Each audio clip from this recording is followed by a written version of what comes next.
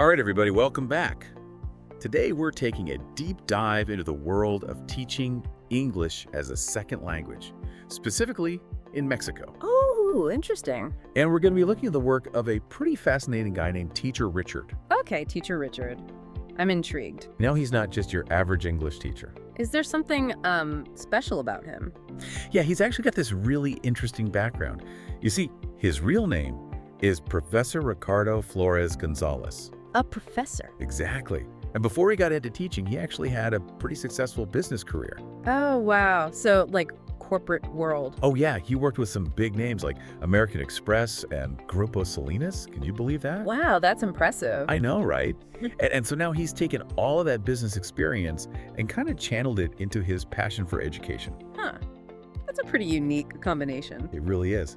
And it gets even more interesting because, get this, he actually has his own companies too. Wait, hold on. So he's a professor, he has a business background, and he runs companies. This guy is like a triple threat. I know. It's incredible. Right. So one of his companies is called Ultraskins Mexico, SADECV. And it's an advertising and marketing agency. Interesting. And then he's also got another company called Speaking Online MX, which focuses specifically on teaching English. So he really is like all in on the education thing. Totally. And he uses this really cool method based on Cambridge University techniques. Cambridge. Nice. I mean, it makes you wonder how all of that experience, like, shapes his approach to teaching, right? Absolutely. It's got to have some influence. I mean, I'd imagine he probably brings a really, structured and maybe even, result-oriented approach to the classroom. What do you think? Yeah, I'd agree with that. It sounds like he's not just about, teaching grammar rules and vocabulary. Right. He probably wants to equip his students with practical skills that they can actually use in the real world. Exactly. And speaking of practical skills, that brings us to this really awesome teaching manual that he developed. Yeah. It's officially called the Manual de Capacitación y Metodología para Docentes en el Programa Nacional de Inglés. Wow, that's a mouthful. I know, right? But basically, it translates to Training and Methodology Manual for Teachers in the National English Program. So it's specifically designed for English teachers in Mexico. Yep. And it's geared towards those teaching the basic levels of English, so like A1 and A2. So like beginners, essentially. Yeah, pretty much. And, it's a pretty ambitious project when you think about it. I mean, Yeah. He's really trying to create something that can help teachers across the entire country. Yeah, for sure. And it sounds like he's not just trying to give them, like, a textbook with lesson plans. Right. It's more about giving them the tools and the confidence to actually be effective teachers, Exactly. He wants these teachers to be able to take his manual and then, boom, apply it right away in their classrooms. Makes sense. Yeah, and from what I've read, he's got some pretty strong opinions about how English should be taught, particularly in Mexico. Oh, I bet. Spill the tea. Well, for one thing, he's all about making the learning process as clear and simple as possible. Okay, keep it simple. Right, because he believes that if the teachers understand the material really well, then they can explain it to their students much better. That's a good point. Yeah. And he also wants to make sure that the manual is, super practical and applicable from day one. Like no more of this theoretical stuff that you never end up actually using in the classroom. Right. Get rid of the fluff. Straight to the point. Totally. And here's the thing. He's not just focused on, teaching grammar and vocabulary, which obviously those are important, but he also really emphasizes the importance of critical thinking. Critical thinking. Yeah.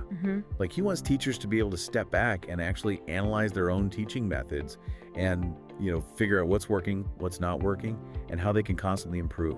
Wow, that's pretty deep. I know, right? And he really encourages teachers to think about their role as not just, transferring knowledge, but also inspiring their students. Inspiring them? In what way? Well, he believes that if teachers can get students excited about learning English, then they're way more likely to actually use it and become fluent, right?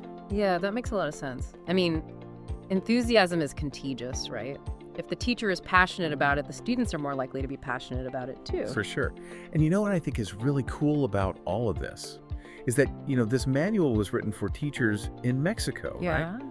But I feel like his approach could really apply to teachers anywhere in the world. Oh, absolutely. The principles behind good teaching, they're pretty universal, Totally. Like this idea of making things clear and simple, focusing on practical skills, encouraging critical thinking, and inspiring students. I mean, those are things that every teacher can benefit from. Yeah, I agree. And I think it's also interesting to consider like how teacher Richard's business background might be influencing all of this, Oh, definitely. Like maybe he's applying some of those business principles to the world of education and it's actually working, Yeah. It makes you wonder if there are like other lessons from the business world that can be applied to teaching, right? Right. It's a fascinating thought. Yeah. Well, that about wraps up our deep dive into the world of teacher Richard and his English language teaching manual. Yeah, this is a really interesting one. I know, right? And it definitely leaves me with some things to think about, Like, I'm wondering now if maybe combining business principles with teaching methods could actually be a really powerful way to create more effective learning experiences. What do you think? Yeah, I mean, it's certainly an idea worth exploring, right? And I'm really curious to see how Teacher Richard's work continues to evolve and what kind of impact it has on English language education, not just in Mexico, but maybe even around the world. Well, that's all the time we have for today's deep dive, but I'd love to hear your thoughts. Do you think Teacher Richard's methods could work in other contexts? Could this unique blend of business and education be the future of teaching? Let us know in the comments. And as always, thanks for joining us. Thanks for having me. See you next time.